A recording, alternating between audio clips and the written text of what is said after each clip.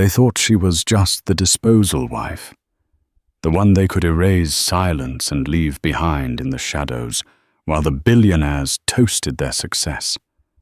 Logan Wright didn't just divorce her, he humiliated her. He deleted her name from the most exclusive guest list in New York, laughing as he did it. But he forgot one thing: you don't erase the woman who owns the ink. Tonight, the entire hall won't just look at her, they will bow. Get ready, because revenge has never looked this expensive. You won't believe who she really is. The notification on the tablet screen was crisp, silent, and brutal. Guest entry 402, Vivian Wright. Status removed. Logan Wright tapped the screen with the tip of his manicured finger, a smirk playing on his lips. He sat in the back of his Rolls-Royce Phantom, the leather smelling of conditioned luxury and old money. Outside, the rain lashed against the tinted windows, blurring the lights of Manhattan into streaks of gold and charcoal. "Done," Logan murmured, tossing the tablet onto the seat beside him. Sitting across from him, draped in a white fur stole that cost more than most people's mortgages, was Lydia. She was younger than Vivian, sharper in the way a jagged piece of glass is sharp, capable of drawing blood if mishandled. She swirled her champagne flute, her eyes gleaming with predatory delight. "Are you sure that was wise, Logan?" Lydia purred, though her tone suggested she found the cruelty thrilling. "She's still technically your wife until the papers are signed next week." "She's a ghost, Lydia. A nobody," Logan said, adjusting his diamond cufflinks. "I pulled her out of a library 5 years ago. I gave her a life of luxury. And how did she repay me? By being boring, by refusing to play the game. Tonight is the Sovereign Gala, the biggest night in global finance. Kings, oil tycoons, tech moguls. They don't want to see a mousy librarian standing next to the CEO of Wright Holdings. They want power." He reached over and squeezed Lydia's knee. "They want us." The Sovereign Gala was not merely a party, it was a summit disguised as a dinner. Held at the Pierre Hotel on Fifth Avenue, it was where mergers were whispered over caviar and empires were divided over cognac. The guest list was curated by the Iron Committee, a secretive group of investors who controlled half the world's liquid assets. To be invited was a privilege. To be removed was a social death sentence. Logan had not just uninvited Vivian. He had ensured she would be stopped at the door. He had spoken to the head of security personally.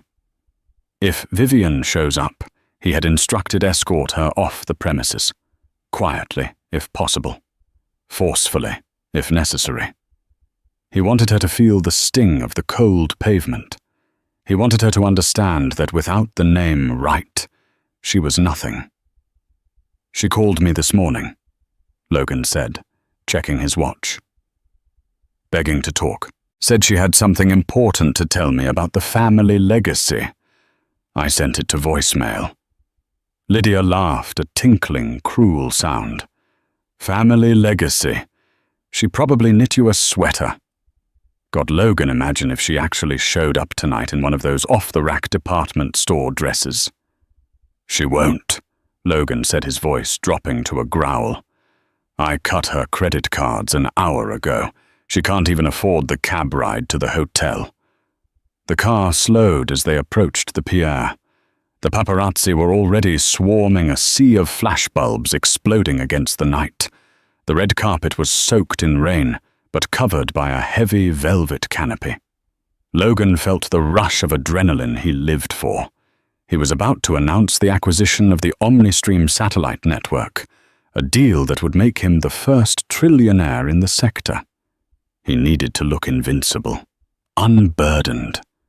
He checked his reflection in the window. He looked like a king, and kings did not bring peasants to the feast. "Ready?" he asked Lydia. "Always." she replied, checking her lipstick. As the chauffeur opened the door, the roar of the crowd hit them. Screams of Logan. Logan over here filled the air. He stepped out, buttoning his tuxedo jacket, and offered his hand to Lydia. She stepped out, radiating triumph. They walked the carpet, bathing in the adoration. Logan didn't spare a single thought for Vivian, presumably sitting alone in the cold, dark penthouse he had kicked her out of, crying over her cut credit cards. He didn't know that Vivian wasn't crying. He didn't know that Vivian wasn't even in the penthouse. And he certainly didn't know that the phone call he had sent to voicemail wasn't a plea for money. It was a warning the grand ballroom of the Pierre Hotel was a masterclass in opulence. Crystal chandeliers the size of small cars hung from the gilded ceiling, casting a warm, honeyed glow over the 300 guests below. The air smelled of white truffles, expensive perfume, and the metallic tang of immense power. Logan was in his element. Within 20 minutes, he had shaken hands with the Prime Minister of Italy and shared a joke with the CEO of the world's largest oil conglomerate, a man known simply as the Sheikh. "Logan, my boy," the Sheikh boomed, clapping him on the shoulder. "I hear rumors about OmniStream. Bold move. Very bold." "Fortune favors the bold, Your Excellency," Logan replied smoothly, taking a sip of scotch. "And the prepared.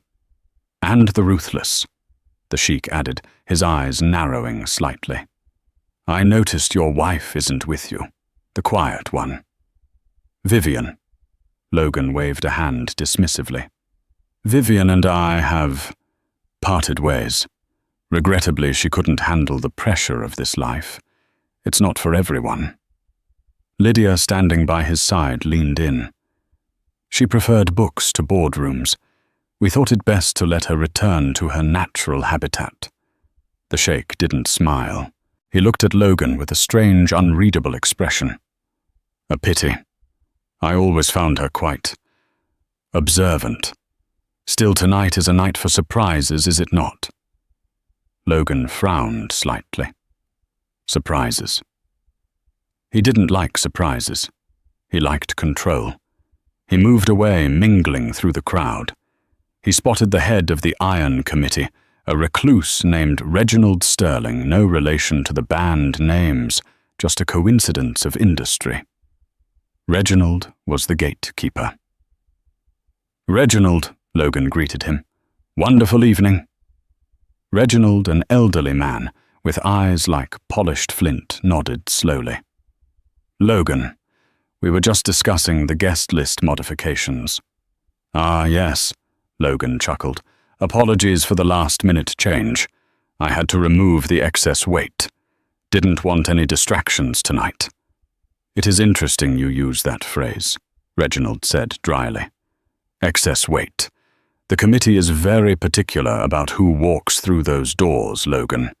We value authenticity. And you have it?" Logan spread his arms. "Right Holdings is stronger than ever." Suddenly the lights in the ballroom dimmed. The ambient chatter died down. The heavy oak doors at the top of the grand staircase, the doors reserved for heads of state and royalty, began to groan open. Logan checked his watch. "Is the president arriving?" he whispered to Lydia. "I didn't think he was on the list," Lydia whispered back, clutching her clutch nervously. The orchestra stopped playing. A hush fell over the room, heavy and suffocating. This wasn't just a lull in conversation. It was the kind of silence that precedes a lightning strike. A single spotlight hit the top of the stairs. The head of security, the man Logan had bribed to throw his wife out, stepped forward. But he wasn't dragging anyone away. He was bowing. He was holding the door open with a reverence usually reserved for deities. And then she stepped into the light. It took Logan a full 10 seconds to recognize her. The woman at the top of the stairs was not the mousy Vivian he knew. This woman was a statue of vengeance carved from ice and diamonds.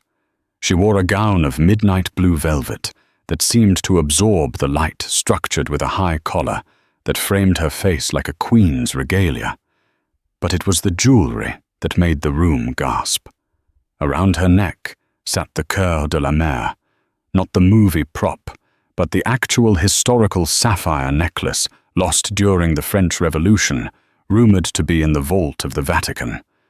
On her head was a tiara of platinum and black diamonds, sharp and jagged, resembling a crown of thorns made of starlight.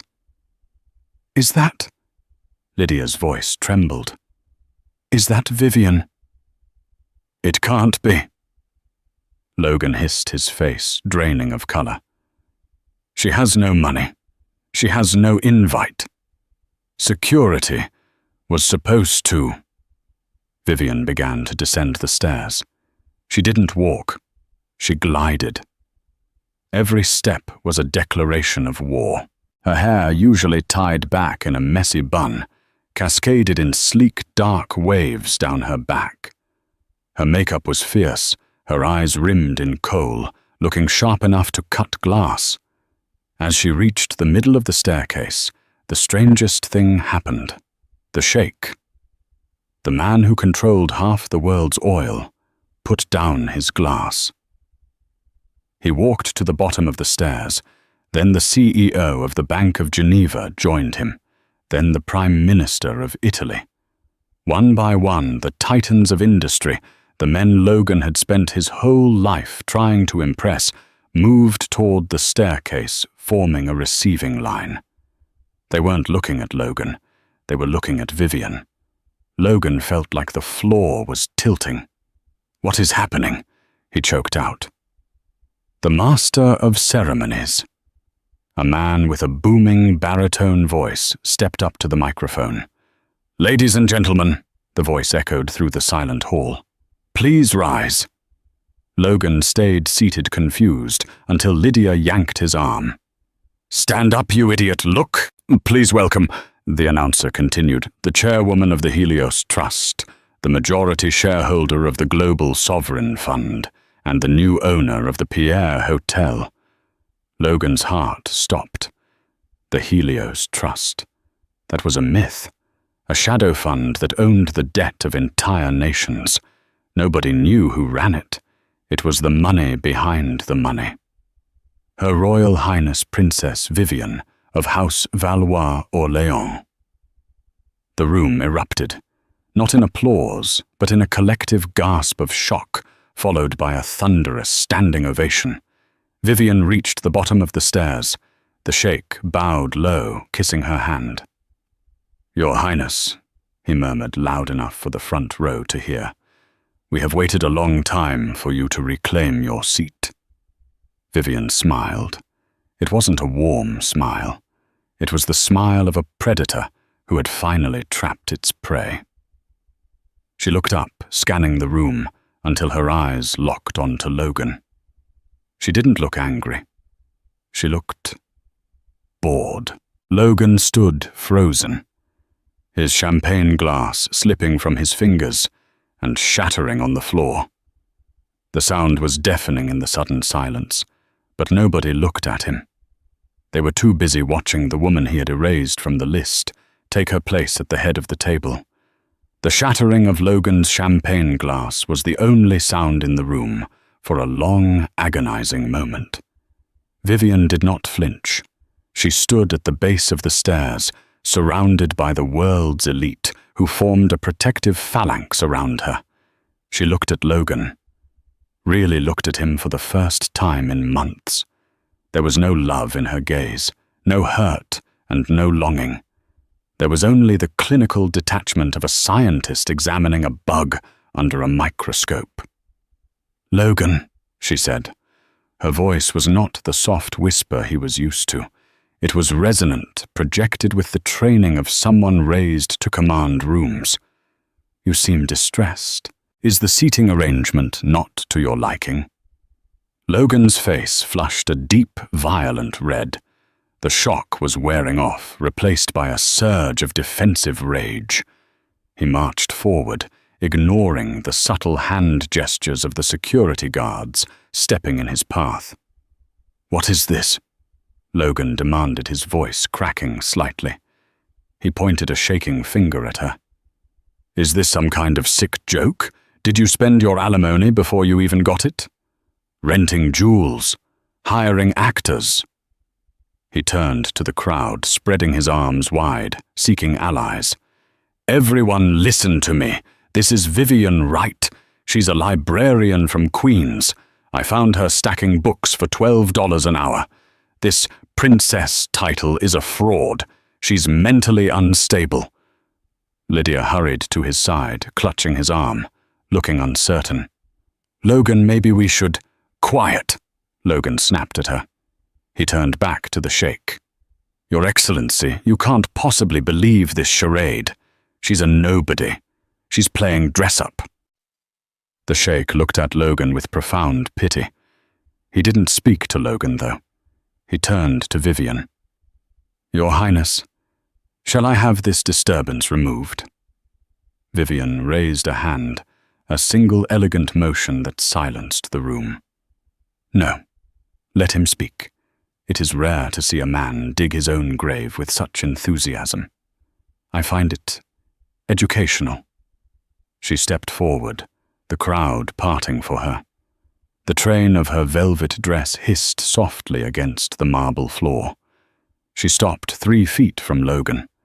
She was wearing heels that made her tall, imposing, but it was her aura that made Logan feel small.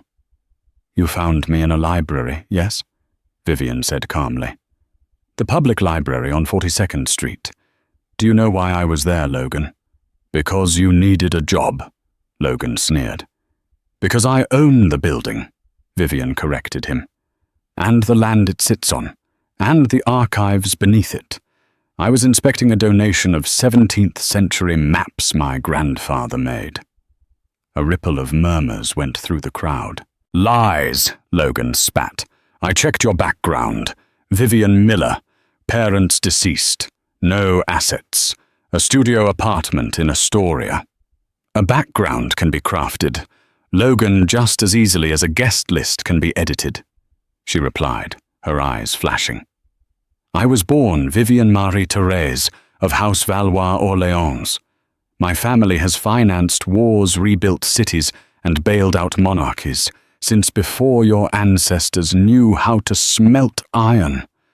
But I wanted something money couldn't buy."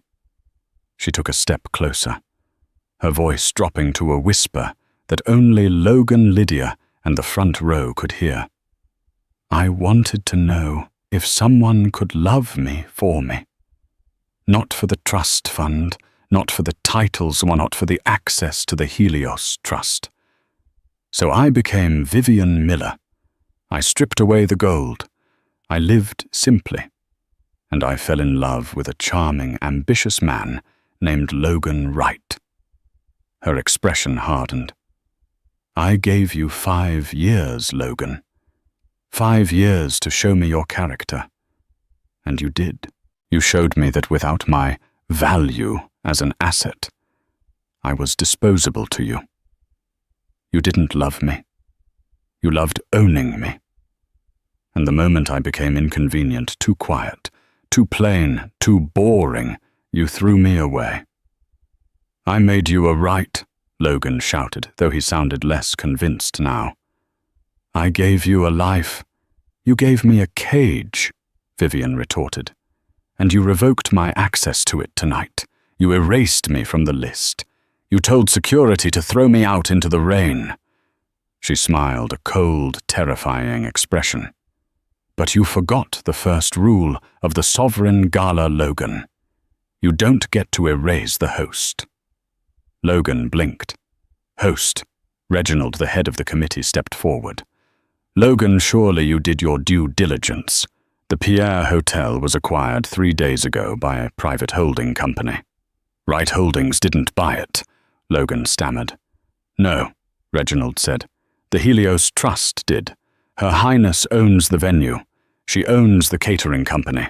She owns the security firm you tried to bribe. Effectively, Logan, You are drinking her champagne, standing on her carpet, breathing her air.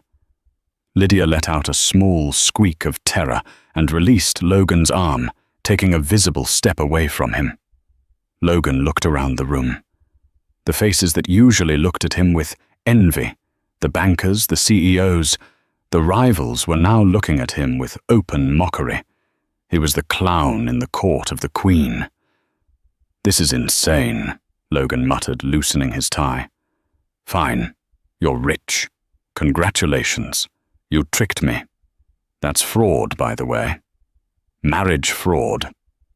"Call a lawyer," Vivian said dismissively. "You'll need one." She turned her back on him. "Dinner is served. Please, everyone, take your seats." The room moved instantly. The Sheikh, the Prime Minister, and the tech moguls all scrambled to find their places near the head table, the table where Vivian now sat. Logan stood alone in the center of the room. A waiter approached him holding a tablet. "Mr. Wright?" the waiter asked politely. "What?" Logan snapped. "We have reseated you, sir, due to the change in protocol." "Fine." Logan gritted his teeth. "Put me at the head table. I'm still the CEO of Wright Holdings. I have a deal to close with the Sheikh. I'm afraid the head table is for friends of the crown only." The waiter said, his face impassive. "You are seated at table 99.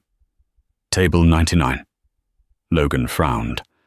"There are only 50 tables in this ballroom." The waiter pointed toward the swinging kitchen doors. "Table 99 is in the overflow annex, sir, near the dishwashing station. Miss Lydia is seated there as well." Logan stared at the waiter, his face turning purple. "I'm not eating in the kitchen." "Then you are free to leave," the waiter said. "But security has instructions that if you exit the building, you will not be permitted re-entry. And I believe the paparazzi outside have been tipped off about everything." Logan looked at the exit. He could see the flash bulbs flickering through the glass. If he walked out now, he was admitting defeat. He was the billionaire who got kicked out by his ex-wife. But if he stayed, he had to eat humble pie in the kitchen. But Logan was a businessman. He remembered the OmniStream deal. He needed the Sheikh's signature tonight. If he left, the deal died and his stock price would tank. He had to stay. He had to fix this. "Fine," Logan hissed. He grabbed Lydia's wrist, ignoring her protest. "We're staying." Table 99 was exactly as described. It was a folding card table set up in a service corridor between the ballroom and the kitchens. The air smelled of dish soap and steamed broccoli. The tablecloth was paper. The cutlery was plastic. Lydia sat on a metal folding chair, weeping silently into her napkin.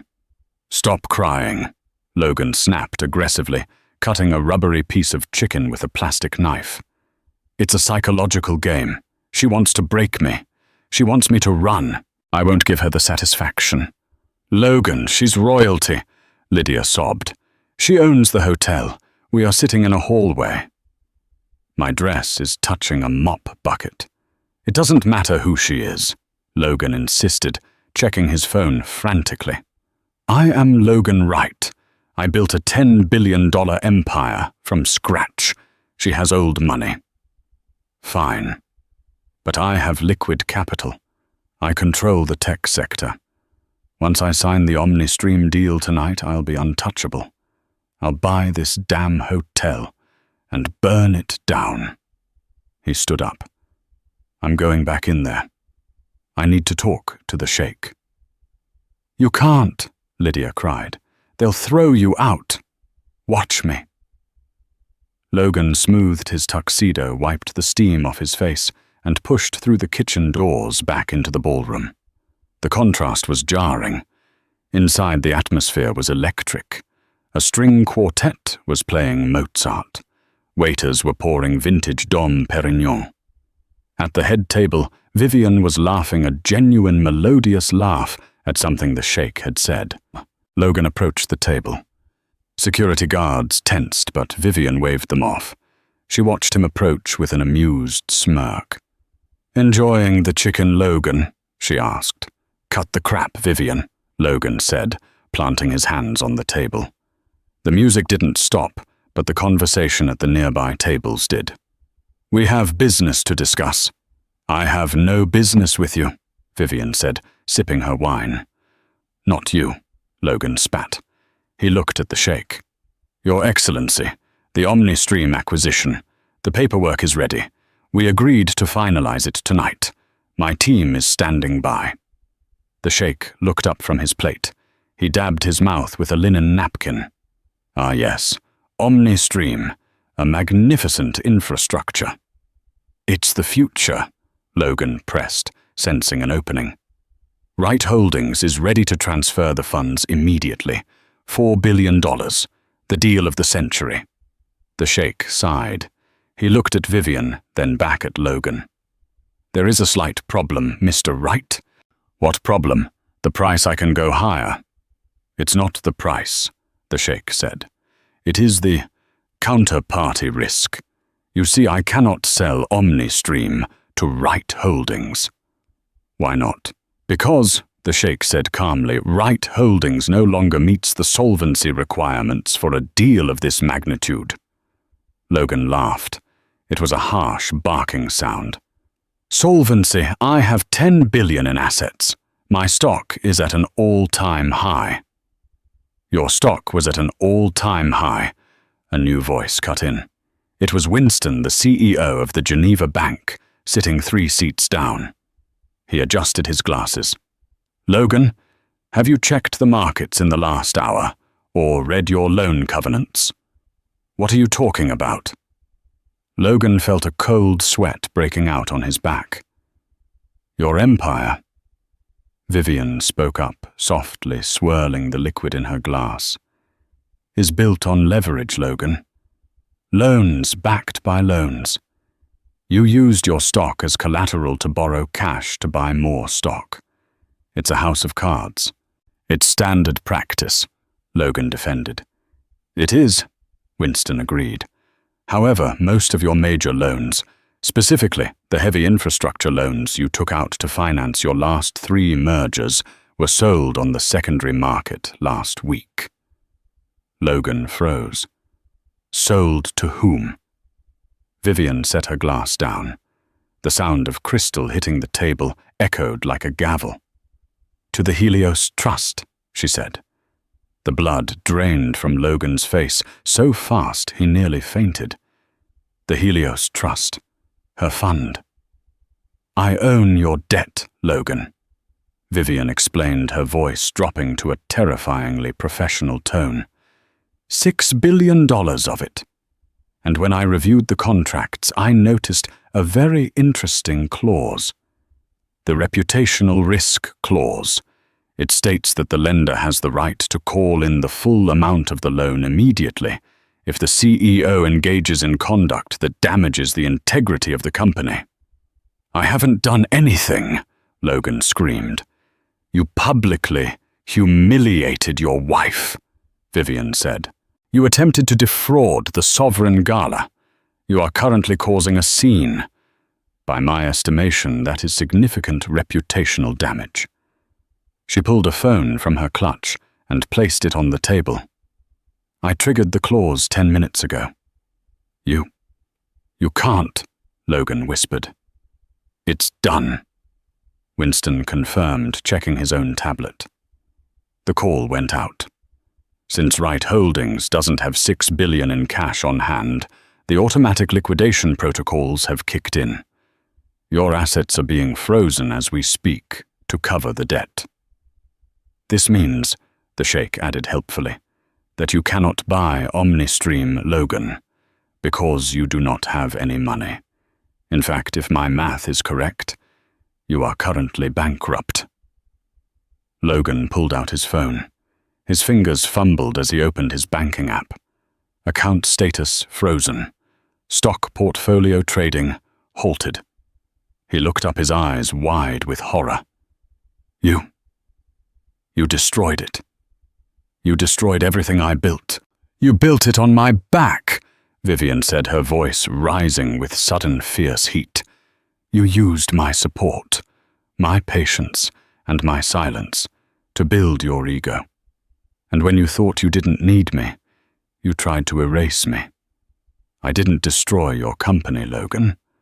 I just took back the investment. She leaned forward. And there is one more thing. The prenuptial agreement.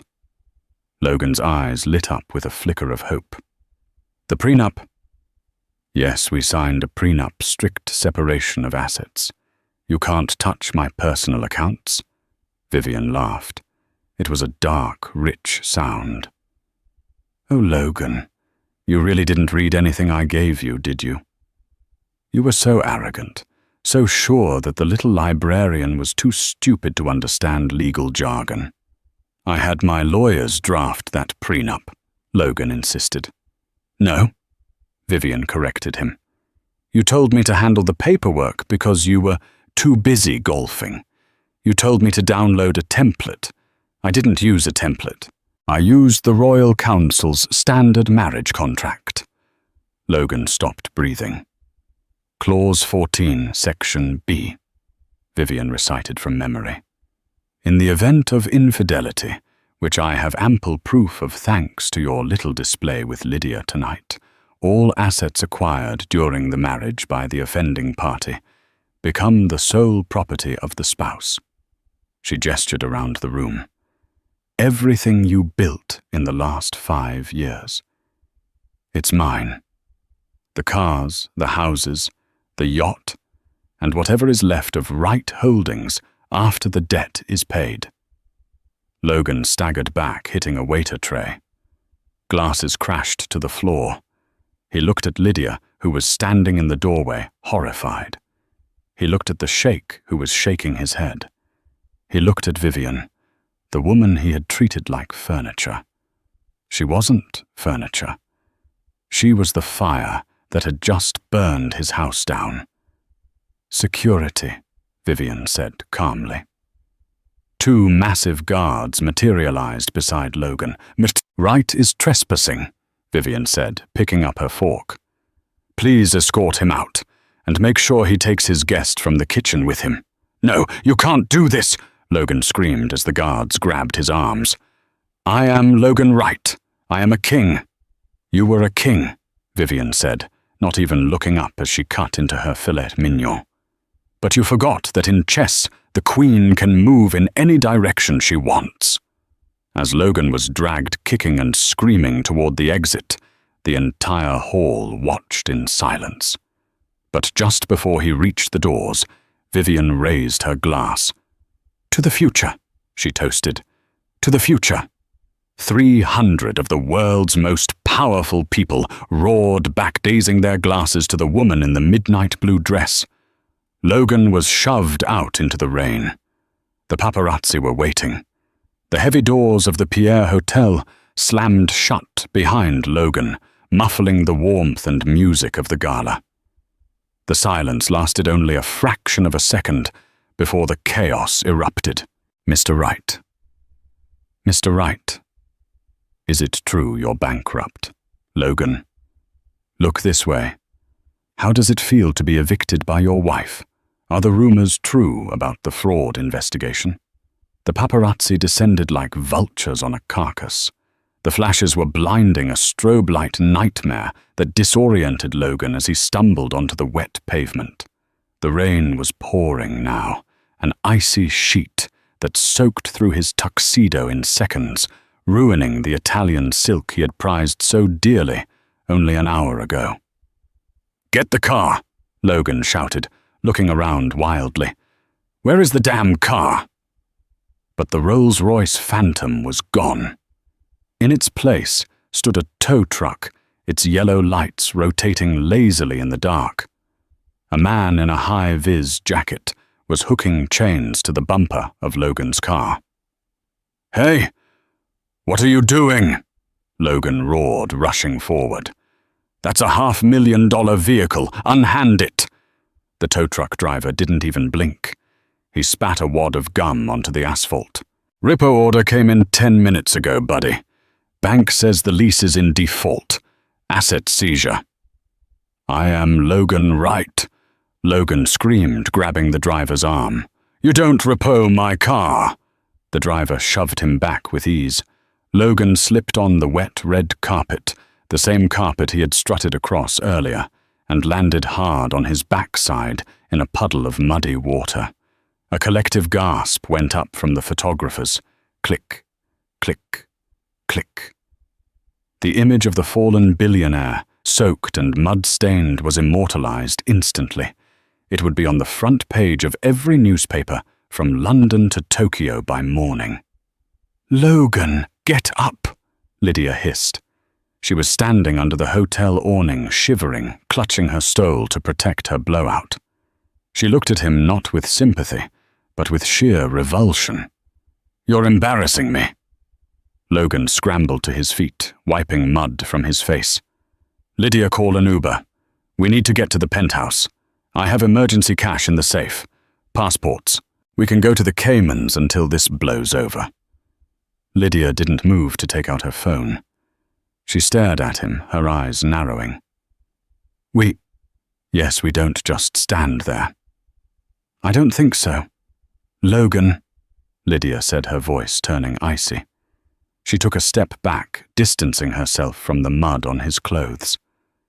I checked the news while you were screaming at the tow truck. The SEC just announced a formal probe into Wright Holdings based on new evidence provided by an internal whistleblower. Do you know what that means? It means I fight it, Logan yelled. It means prison, Logan, Lydia corrected him. And I don't look good in orange. A sleek black sedan pulled up to the curb. It wasn't for Logan.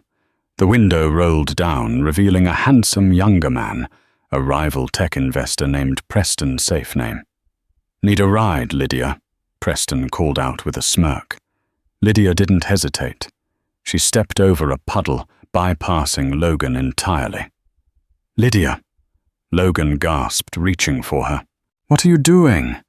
I made you. I bought you those earrings. Lydia paused with her hand on the car door handle. She turned back, her expression flat. You bought these with a company credit card, Logan, which means they'll probably be repossessed too. Honestly, you should have treated Vivian better. At least she had real money. She slammed the door. The sedan sped off, spraying dirty water onto Logan's shoes. Logan stood alone in the rain. The photographers had gotten their shot and were starting to pack up board now that the main event was over. The doorman of the Pierre, a man Logan had never tipped in 5 years, stood with his arms crossed, blocking the entrance to the hotel. Sir, the doorman said, you need to leave the premises. Logan patted his pockets. No phone. Vivian had it. No wallet left in the coat check which he couldn't access. No car, no wife, no mistress. He began to walk. He walked 40 blocks in the rain to his penthouse on Park Avenue. By the time he arrived, his feet were blistered and he was shivering uncontrollably. He stormed into the lobby, ready to scream at the concierge to let him up, but the lobby was full of police officers. That's him, a detective said, pointing at the soaked, shivering figure in the doorway. Logan froze. What is this? Logan Wright, the detective said, stepping forward with handcuffs. We have a warrant for your arrest on charges of securities fraud, embezzlement, and falsifying corporate records.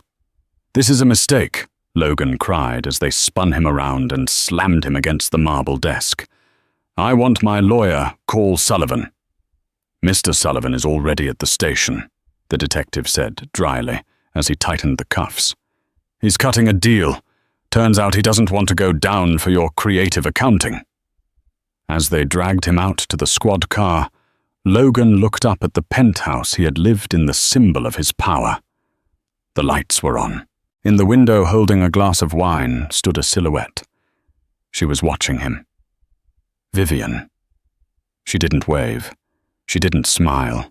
She just watched the pest control remove the infestation. 3 weeks later. The holding cell at the Metropolitan Detention Center was a stark contrast to the penthouse. It smelled of bleach and despair.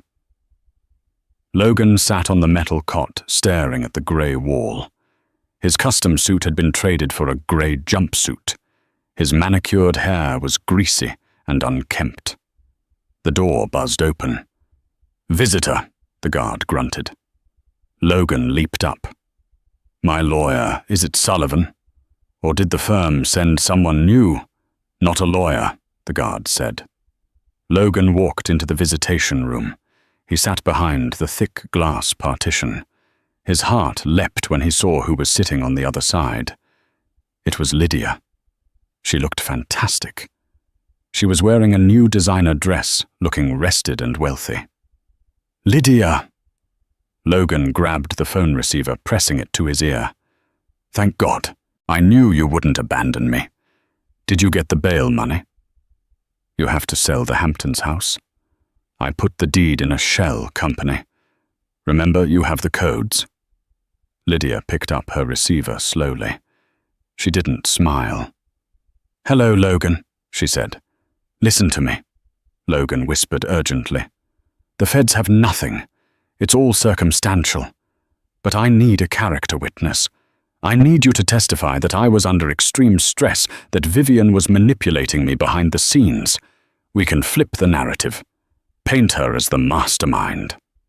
Lydia stared at him, a look of genuine confusion on her face.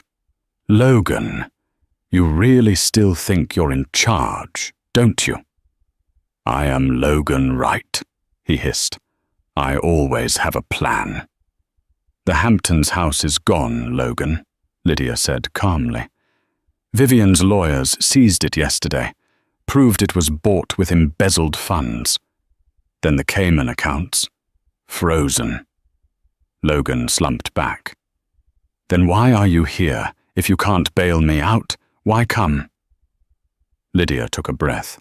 "I'm here because the district attorney offered me a deal." Logan's blood ran cold. "A deal?" "Immunity," Lydia said. "Full immunity in exchange for my testimony regarding your offshore accounts and the bribery of the zoning officials last year." "You wouldn't," Logan gasped. "Lydia, I love you. We were partners." "Partners?" Lydia laughed, a harsh sound in the small room. "Logan, I was your accessory, and I saw what you did to Vivian. You erased her. You treated her like garbage because you thought she was weak. I'm not weak, Logan, and I'm certainly not going to prison for a man who made me eat dinner in a hallway next to a mop bucket." She reached into her purse and pulled out a document. She pressed it against the glass. It was a contract, a book deal. The Billionaire's Fraud. My Life with Logan Wright, by Lydia Banks. "I got a $2 million advance," Lydia said, a cruel glint in her eye. "People love a tell-all, especially when the villain is as arrogant as you." You snake!" Logan screamed, slamming his fist against the glass. "I gave you everything. You gave me trinkets," Lydia said, standing up. "Vivian gave me something better." Logan froze. "Vivian? What does she have to do with this? Who do you think introduced me to the publisher?" Lydia smiled. "Vivian knows the value of a good story. She told me that if I testified against you, she wouldn't sue me for the jewelry I kept. She let me keep the earrings, Logan, as a souvenir." Lydia hung up the phone. "Lydia, Lydia!" Logan screamed into the receiver. But the line was dead. She turned and walked out of the visitation room without looking back. Logan sat there, panting, the receiver dangling from his hand. He was truly alone now. His wife had outsmarted him. His mistress had sold him out. His lawyer had flipped. But the door to the visitation room opened again. "One more," the guard said. Logan looked up, exhausted. "I don't want to see anyone." "I think you'll want to see this one," a familiar voice said. Logan looked up. Vivian stood on the other side of the glass. She wasn't wearing a ball gown this time. She wore a sharp white business suit that made her look like the CEO of the world. She sat down gracefully. She didn't pick up the phone. She just looked at him through the glass. Logan picked up the receiver slowly. "Are you here to gloat?" His voice was raspy, broken. Vivian picked up her phone. "No, Logan. I don't need to gloat. The scoreboard speaks for itself." "Then why come?" Logan asked. "To see the animal in the cage." "I came to give you this," Vivian said. She slid a single piece of paper under the slot in the glass partition. Logan picked it up. It was a check. A personal check from Vivian Wright to Logan Wright. The amount was for $1,200. Logan stared at it confused. $12? That was your hourly wage when you thought you were better than everyone else? Vivian said softly. It's also exactly the amount of money currently in your personal bank account after the seizure. She leaned in close to the glass. You once told me that without you, I would be nothing but a librarian making minimum wage. I wanted to return the favor. When you get out of here in 10 or 15 years, you'll need a start. Don't spend it all in one place. Logan stared at the check. The insult was so precise, so mathematically perfect, that it hurt more than the handcuffs. Why? Logan whispered. Why go this far? You could have just divorced me. Because, Logan. Vivian's eyes were hard as diamonds. You didn't just break a heart. You tried to break a spirit. You tried to make me feel small, to make yourself feel big. I needed the world to see that true power isn't about how loudly you shout or how many people you step on. It's about who is left standing when the storm comes. She stood up. Goodbye, Logan. I have a board meeting. We're acquiring your competitor this afternoon. I'm renaming the company. To what? Logan choked out. Vivian smiled, and for the first time, it was genuinely happy. Phoenix Enterprises. She hung up the phone and walked away, the click-clack of her heels echoing like gunshots in the empty room. Logan looked down at the check for $12. He started to laugh, a low, broken laugh that turned into a sob as he realized the game was truly over. 5 years later. The rain in New York City felt different when you didn't have a limousine to shield you from it. It felt colder, sharper, more personal. It soaked through the thin shoulders of Logan's polyester jacket, clinging to his skin like a second uncomfortable layer. Logan Wright adjusted his collar against the biting wind. He had been released from the correctional facility in upstate New York 3 days ago. His release papers cited good behavior, but the truth was that Logan had simply run out of fight. The man who walked out of the prison gates was a shadow of the titan who had once commanded the financial district. His hair was thinner now, silver dominating the temples, and the arrogance that had once defined his stride had been replaced by the permanent shuffling stoop of caution. He had no friends left to call. The friends from the Gala, the bankers, the investors, the sycophants, had deleted his number the night the handcuffs clicked shut. Lydia was gone too. The last he heard, she was living in a vineyard in Bordeaux, married to old money, living off the royalties of her tell-all book. The Billionaire's fraud was still selling copies in airport bookstores, a paperback monument to his stupidity. Logan needed a job. But with a felony record for securities fraud and a reputation that was radioactive, the glass towers of Wall Street were closed to him forever. He couldn't get a loan. He couldn't get a lease. He couldn't even get an interview.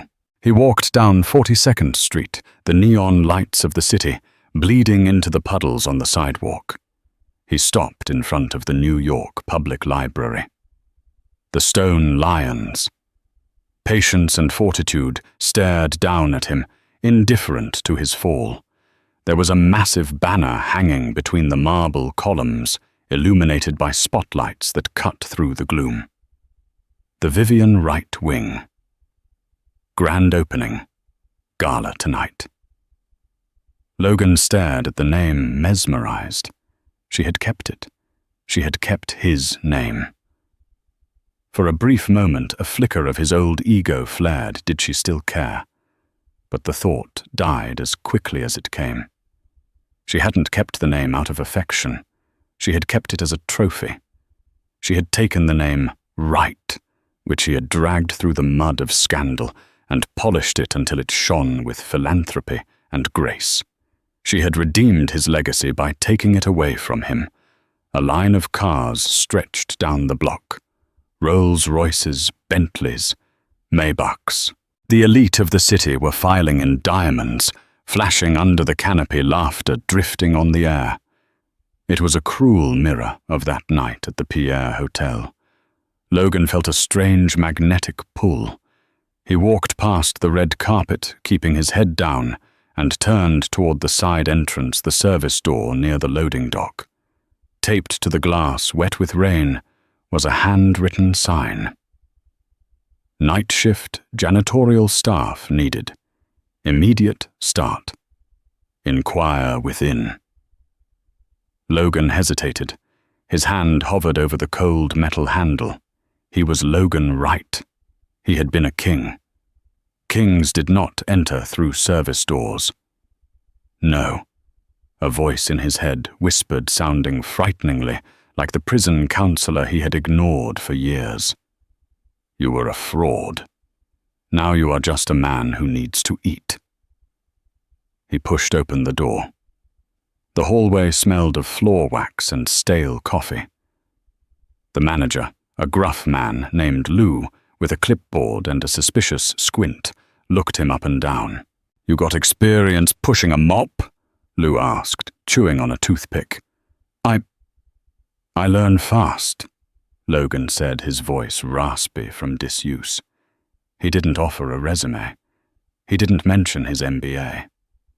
Lou stared at him for a long second, as if recognizing something in Logan's eyes, not his identity, but his desperation.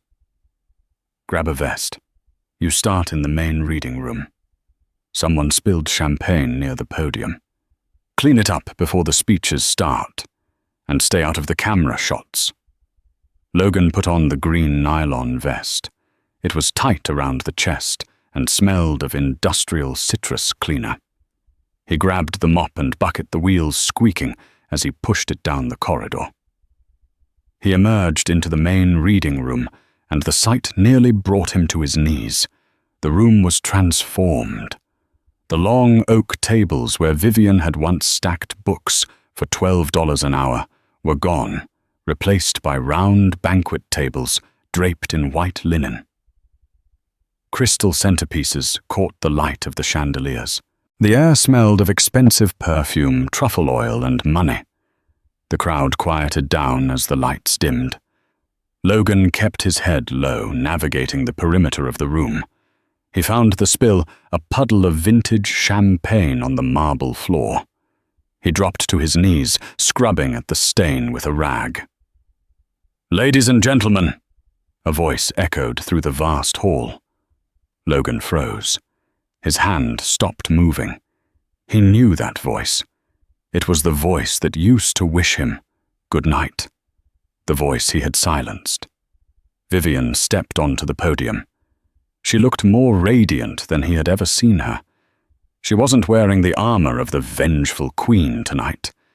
She wore a simple, elegant gown of white silk that flowed around her like water.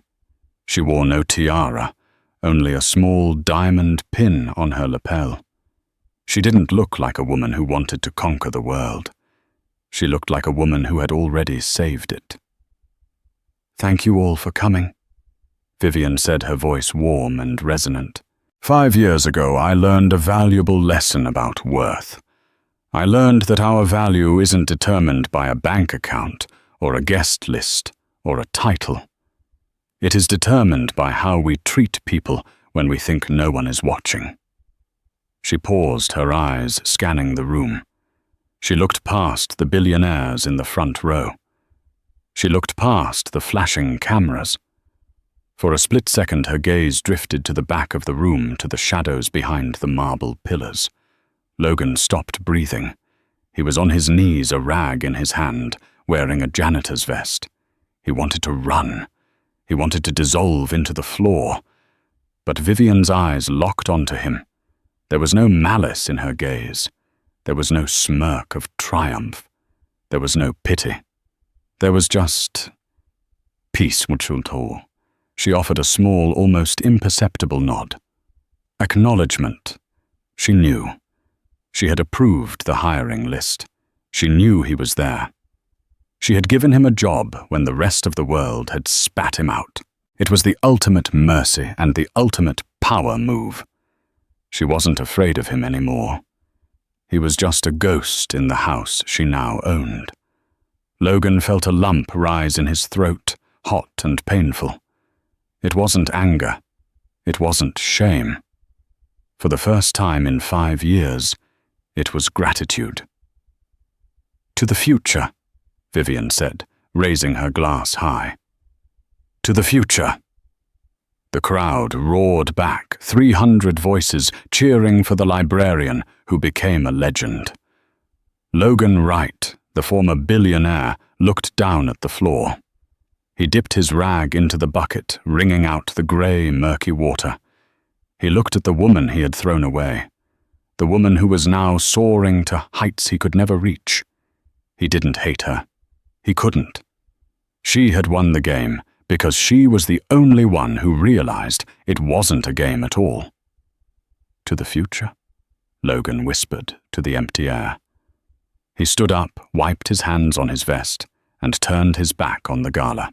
He pushed his bucket down the hallway, the squeak of the wheels lost in the applause, and got back to work. And that is the story of how Logan Wright learned the hardest lesson of all.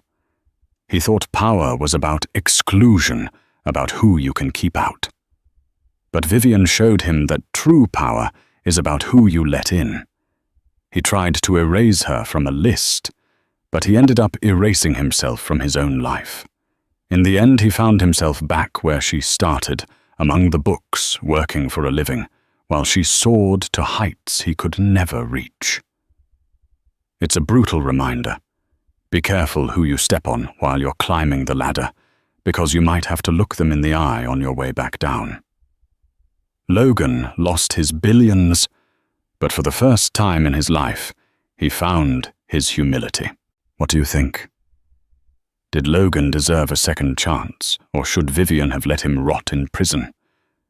If you enjoyed this story of karma and ultimate revenge, make sure to hit that like button. It really helps the channel grow. And if you want more stories where the underdog takes the crown and the arrogant get what's coming to them, subscribe and turn on notifications. I post new drama stories every week. Let me know in the comments. What would you have done if you were Vivian? I'll see you in the next video.